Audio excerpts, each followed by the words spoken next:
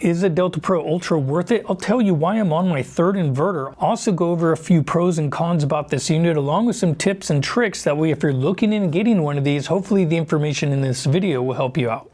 Now the Delta Pro Ultra, which is kind of a funny name because it's not really part of the Delta series. If you look at Delta Pro, which originally came out, also Delta Pro 3, or some of their other Delta lines, this is really something that is not kind of part of that group. So the name, when it first came out, kind of threw some of us, as it's really just kind of a EcoFlow Ultra home backup system. Most of us just call it a DPU now. Now this has gained a ton of popularity since its release, which almost a year ago at the time of this video, this is the first large home backup system that was able to be portable. It's able to provide 120 volts, 240 volts split phase, and be able to be expanded up to 30 kilowatt hours just with one inverter. This also has the ability to be expanded even farther by utilizing EcoFlow's Smart Home Panel 2, which then allows up to 3 inverters for a 90 kilowatt hour expansion, which if you don't know how much 90 kilowatt hours is, that's actually the size of one large Tesla car. Now just to give you a little bit of perspective, Enphase batteries are some of the products that we install here. Each one of those batteries is basically a 10 kilowatt hour system, and so a lot of people will opt for either 1 or 2 of those batteries for about 20 kilowatt hours total. It's the same thing when you look into the Tesla battery systems that you'll have installed, which we installed those as well, which has to be done professionally. And with these, there's no professional installation at all, which is why this has become so popular, because of the ability to be expanded up to such a large system. And now when you look at 10 kilowatt or 20 kilowatt hour systems from Enphase or even Tesla, they almost seem kind of considerably small to what you can do with this, because you're not paying for a lot of extra additional funds just for installation costs. So now you can expand much farther. Is this the cheapest system out there? No, but it is the easiest by far. Now each one of these inverters has the ability to put out 7,200 watts of power through only one of the inverters, which you can combine all 3 of these again by utilizing Smart Home Panel 2, or you can actually use 2 inverters and then use a double amperage hub. This is something that EcoFlow came out with a while back, which then allows you to have more amperage total, which you can then run this into a generator inlet box at your home, or even a transfer switch, which then you can have instant home backup power, or even use this for a load shedding device. Now each one of the stackable batteries is 6.1 kilowatt hours, which is more than anybody else that has expansion batteries. So this can easily climb over 30 kilowatt hours of energy just by utilizing one inverter, which is pretty impressive again. Now when it comes to solar input, it has 2 MPPT controllers, a low voltage side and also a high voltage side. The higher PV side has up to 450 volts. This allows for big solar arrays to be able to be utilized either with ground mount systems, home systems that you can have installed on your roof, and more. The low voltage side still allows for a lot of solar, which you can put into 1600 watt, which this is also good if you wanted to maybe deploy out some portable panels depending on where you have this set up.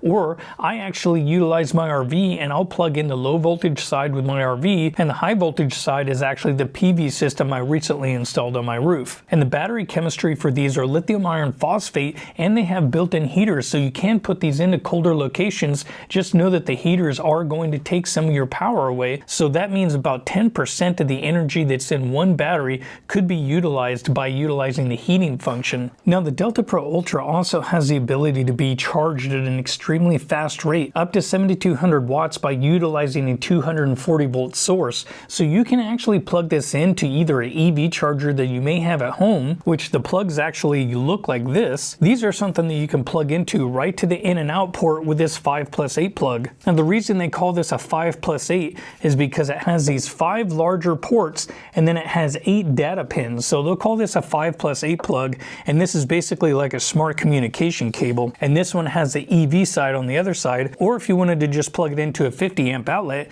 you can as well. So you can get 240 volts applied to this to charge it extremely quick. And then you have another connection port over here, which is where you can do all your battery expansions, and they even have a flexible cable now, which if you see here in this setup, this allows me to be able to stack my batteries in kind of a different configuration. That way if you happen to have a shelf like I do, you can kind of configure this slightly different ways, so it just adds another option, and they do have different length cables that you can buy. Now when it does come to 120 volt charging, just know that you can do this couple different ways. You can plug this into an outlet, but if you do have this plugged into, say, a transfer switch at the same time, you will create a ground loop, which will then throw a code on this. But you could do a DC converter, so an AC to DC converter, put it into the low side PV port, and then you can kind of trick it into thinking it's just getting solar when actually you're using AC, and this kind of creates like an automatic UPS system in a way. It just keeps it charging and running the whole time. That way, if you're getting ready for storm prep, you can have this continuously running loads, and then as soon as the power goes out, well, then it's just going to stop charging from the PV port because it thought it was solar. And so it's kind of a workaround. Now, another thing you should know is that if you are charging this on, say, a generator, you can charge this with any 120 volt inverter generator, which through this inlet right here, if you have it on the slow charging and you're using the app function, just know that you're only able to put in up to 1800 watts through the app function. And if you are using the slow function, you can trip the generator if the generator can't provide enough of the load.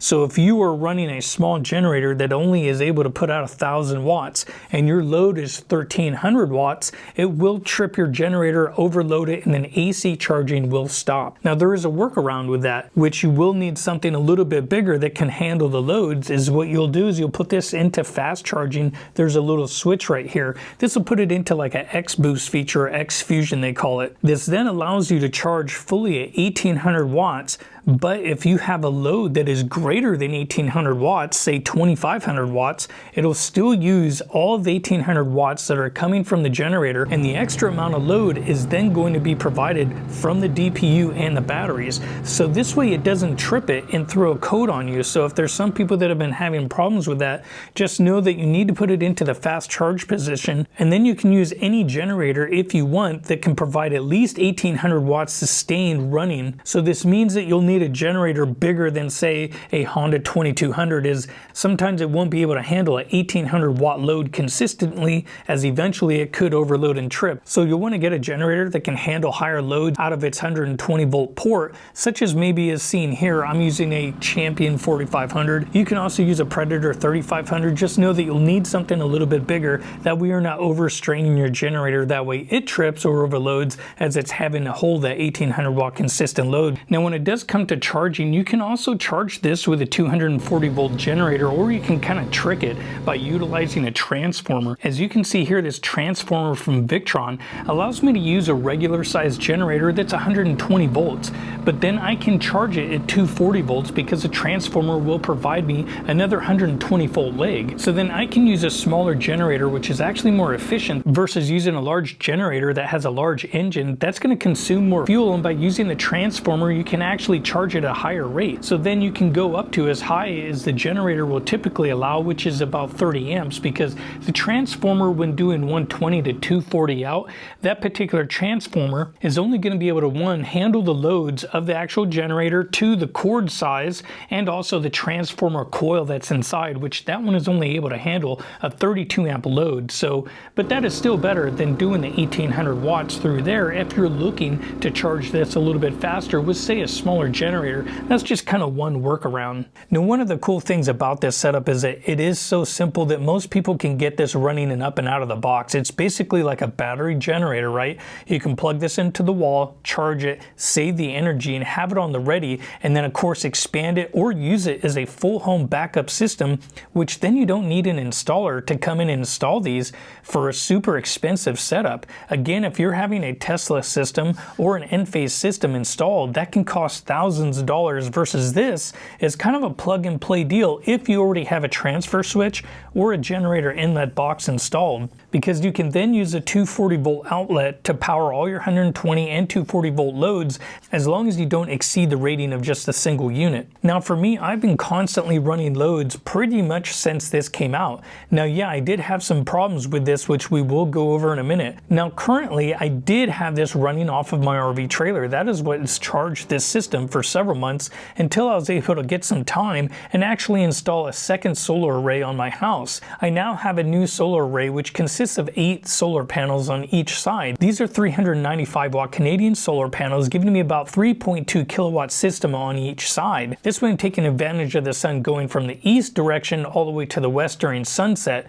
Now I do have a second array installed on my house, but that is grid tie, so I don't actually have access to it. Now there are solutions, and we can probably talk about that in a different video, because like a lot of us, we have a grid tie system that is end phase with microinverters, and so when the power goes out, well, if you don't have a battery backup system, you're still going to be left in the dark. So that's why this kind of provides a secondary solution. So now I'm able to plug in my east and west side solar arrays into this, but you'll want to run a pigtail out of this, and then of course you'll want to get some designated disconnects. That way if you need to service this or change some things, you'll have a way to shut down the power. Now for me, this allows a lot of uses because I'm able to run everyday loads that consistently draw power from the grid. I'm able to run my washing machine, my refrigerator, my oven, my dishwasher, also an underwater sink heater. This allows for me to have instant hot water versus this sink happens to be on the farthest side of the house, so it takes a long time for warmer water to get there. I'm also using it to run the air fryer, my coffee maker. It's also powering my TV along with a makeshift fireplace that's electric inside of my living room, which it doesn't provide a lot of heat, but it does take off the edge in that room. That way I'm not always utilizing gas. If you're like me and you happen to have natural gas, or really anybody that has any utilities, if you take a look at your bill, you'll see that it's consistently going up, and especially over the next 3, 5, even 10% increases over the next 5 years. So what I'm able to do with this is stall my inflation rate. I'm not paying those extra amounts of money for inflation that's going to be coming from energy bills, because I don't know about you, but there's a lot of people that pay anywhere from $400 to $800 a month just in utility bills. Now there are some people who will invest in other types of options, like maybe they like to invest in Starbucks and just drink those every day, or they like to have a new car all the time. But there's other people that invest in the stock market or invest in solar, which this way you can start getting a return on your investment. Is it going to come immediately? No, not at all, because this is going to cost you several $1,000s depending on the configuration of your house, which your utility rates are, and more. But I've never seen Starbucks or a vehicle pay itself back. These can provide that eventually, but it is going to be several years down the road to where you will have at least backup power on the ready, and then you will start to reduce your electric bills and start getting a return on the investment that you purchased. Now, since I installed this solar array going into winter, this was done around the middle of October. I'll throw up a chart here so you can see a little bit of the data. As we take a look at July and then August, and not to mention October, you can see the kilowatt hours that are gained in total. Those months that are previous were all from my RV trailer, and now you can see from the October date, and then as we go into November, all of that solar has been provided by the new array that's up on the roof. Now, of course, as we go into the winter, we are having to deal with a lot more clouds, also with the sun at a much lower angle in the sky. And even with the solar production I'm getting right now in the winter, if this is around 40 or 50% drained, I can still fill it up, usually on one day, as long as my draws are not too large. Now, of course, when you're not home, you're not using as much energy, so this gives this a chance to fill back up. But when I am home, I am in the garage a lot, and I'll be running my mini split. That can draw anywhere from 11 to 1300 watts while it's on heat mode, along with some of the other loads that are in my house. Now, some of the problems that I did have with these units is, again, I am on my third inverter, and part of that is mainly because of the reason is that when this first came out, EcoFlow did ask if I would do some product testing for them, because this is different than like an end-phase system. It's different than a Tesla system. It is also different than utilizing other setups, such as maybe something from EG4 like an XP6000 inverter and using server rack batteries or other types of batteries. These systems are actually quite a bit cheaper, but if you're not familiar with wiring at all, you will probably have to get somebody to install it, which these are very simple, versus the EG4 systems. They're not actually that difficult, but there are some people out there who do not like to deal with electrical wiring whatsoever. So the install factor on those is a little bit more than it is on this. Again, it's not terribly difficult, but you will have to hire somebody, which will then increase your cost, which then by the time you equal it both out, this may be a better option for you. Now, being that I was product testing this for ECOFLOW, the very first inverter unit was pre-production, and so I was having some problems with one of the MPPT controllers actually clipping too much, and it was constantly throwing errors. So they ended up deciding to send a second unit, which again, that second unit was still a pre-production model. The second unit did great. It didn't have really any issues as far as clipping on the MPPT controllers. It didn't have any problems with loads, but one of the problems that happened was more than likely my fault. Now, if you look down here, there is a solar disconnect, which is nice because they added a disconnect for you. That way you don't have to get another one. But one of the problems I had, because I was testing it so much, I was adding different solar arrays and I was changing my configurations constantly. So I was taking the disconnect and turning it on and off quite a bit. Well, one time when I turned it off, it actually didn't turn back on. So the disconnect actually broke inside in the off position.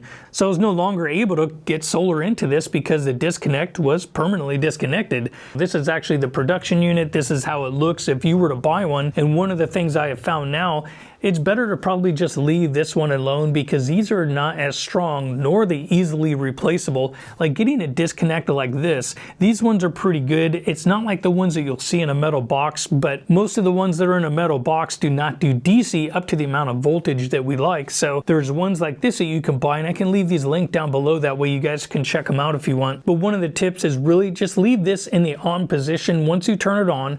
Also set yourself up a couple of pigtails. You can buy these online as well. They don't need to be very long, about 6, maybe 8 to 10 inches if you want. That way you can have a different point and disconnect, because when you're plugging solar in and out of here, this can be a little bit difficult, but they do provide a tool and it actually works really well, and you will need it because it is kind of a pain in the butt if you don't have that tool. You can do it, but disconnecting your solar arrays from here is a little bit tight. So hence the pigtails is something a lot of different DPU users have doing, and it's a great trick. And also utilizing a designated disconnect and not using the one that's installed. So hence now brings me on to my third inverter, which since I've received that one, this one is now working flawless.